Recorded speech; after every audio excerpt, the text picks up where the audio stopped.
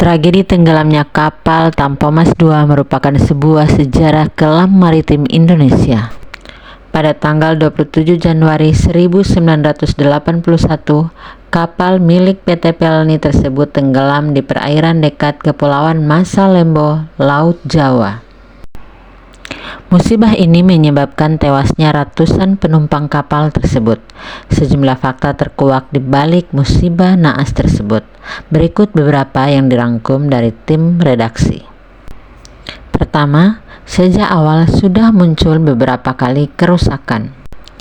Kapal Tampomas sebenarnya adalah sebuah kapal bekas berusia 5 tahun yang dibeli dari Jepang.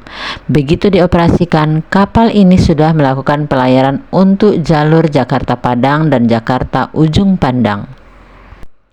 Meskipun begitu padatnya jadwal pelayaran kapal tersebut, namun setiap pelayaran selesai, kapal ini hanya punya waktu 4 jam untuk istirahat sebelum melakukan pelayaran selanjutnya. Selain itu, perawatan mesin rutin juga hanya dilakukan sekadarnya. Pada pelayaran perdananya yaitu 2-13 Juni tahun 1980 dengan rute Padang-Jakarta, Jakarta Ujung Pandang sudah terjadi beberapa kerusakan. Beberapa kerusakan diantaranya mulai dari kapal yang berputar-putar di radius yang sama karena rusaknya salah satu knop otomatis pengatur mesin kapal, matinya aliran listrik dalam waktu yang lama, serta 6 kali kerusakan mesin selama perjalanan. Kedua, tragedi yang naas.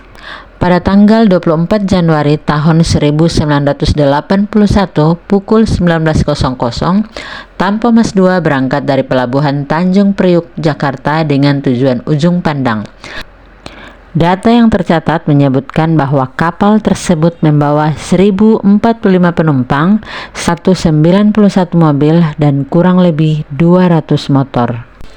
Seorang pemandu kapal menyebutkan bahwa salah satu mesin kapal sebenarnya telah mengalami kerusakan sebelum bertolak. Hingga akhirnya pada 25 Januari pukul 20.00 WITA terjadi kebocoran bahan bakar dan puntung rokok yang berasal dari ventilasi, kemudian menimbulkan percikan api. Usaha pemadaman selama 2 jam gagal dan api justru dengan cepat menyebar. Pada Senin malam, Sekditjen Perhubungan Laut menyatakan bahwa KM Tampomas II mengalami kerusakan mesin namun sudah bisa diatasi. Tapi nyatanya Selasa pagi asap tipis masih terlihat di belakang kapal sebelum akhirnya api semakin membesar dan membuat Tampomas miring sebelum akhirnya tenggelam dengan cepat. 27 Januari 1981 sekitar pukul 12.45 waktu Indonesia Barat atau kurang lebih 30 jam setelah percikan api pertama, KM Tampomas II tenggelam di Laut Jawa. Sebanyak 431 orang meninggal dalam peristiwa tragis tersebut. Ketiga, kisah tragis dan miris penumpang kapal. Berbagai cerita tragis dituturkan oleh para penumpang yang selamat. Lantai geledak luar kapal hanya terbuat dari plat baja tanpa pelapis kayu juga banyak memakan korban. Beberapa penumpang yang tidak sempat memakai alas kaki akhirnya menjadi korban plat panas tersebut. Tidak hanya itu saja, proses penyelamatan yang sangat lambat dan memakan waktu 37 jam membuat para penumpang harus bertahan tanpa makan dan minum.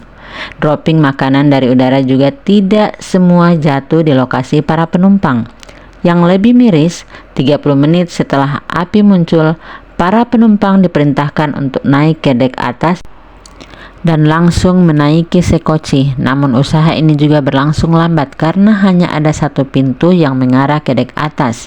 Sedangkan di dek atas, para ABK Mualim II dan Markonis II malah tidak ada yang memandu penumpang ke arah sekoci. Beberapa ABK malah lari dari tanggung jawab dan menurunkan sekoci itu untuk diri mereka sendiri, sehingga sebagian penumpang memilih nekat terjun ke laut.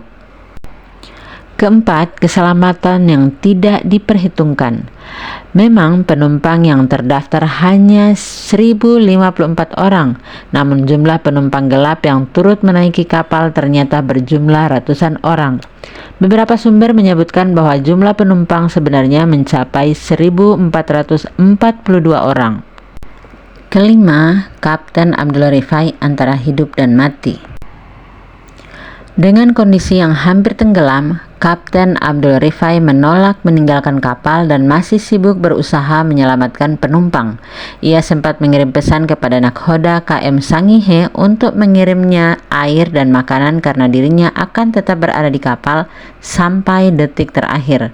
Bahkan saat kapal sudah mulai miring, ia masih sibuk membagikan pelampung kepada para penumpang yang tidak bisa terjun.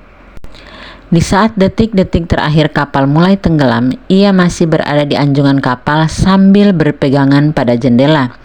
Ia memenuhi janjinya untuk menjadi orang terakhir yang meninggalkan kapal saat terjadi bencana.